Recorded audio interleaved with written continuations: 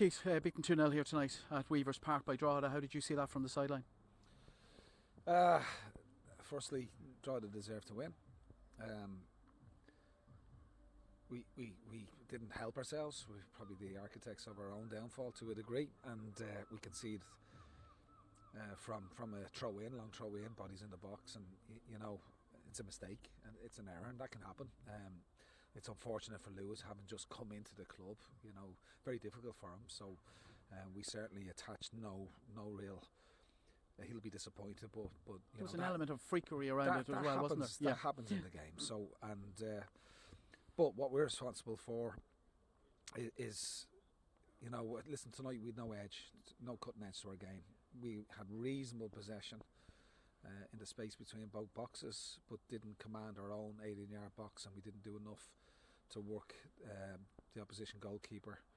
I think we probably had 2 shots on target over 90 minutes. I'm not 100% sure, but just didn't do enough. Drogheda deserved to win, and we lacked a cutting edge, and it lacked an edge to our game tonight. So that's why you don't win football games, when you don't defend your 18-yard box, you don't work the goalkeeper enough in the opposition end of the pitch. You lose games.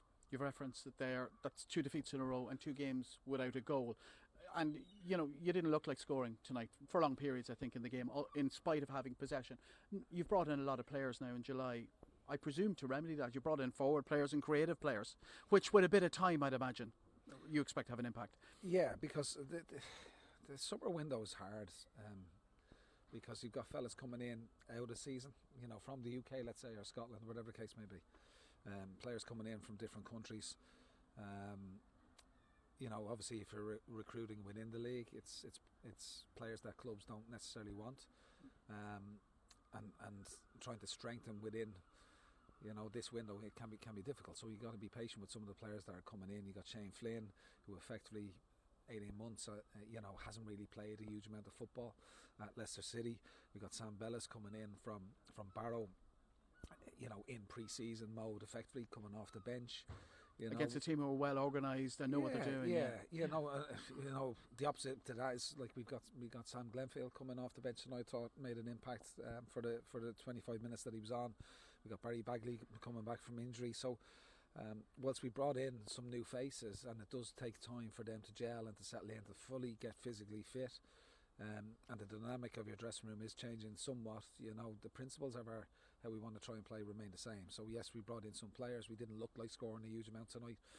Didn't work the goalkeeper enough.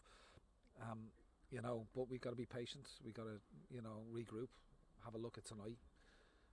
Tonight's not good enough from our perspective. We've disappointed the Waterford travelling support, and it's not too often away from home this year. I can say that about the players.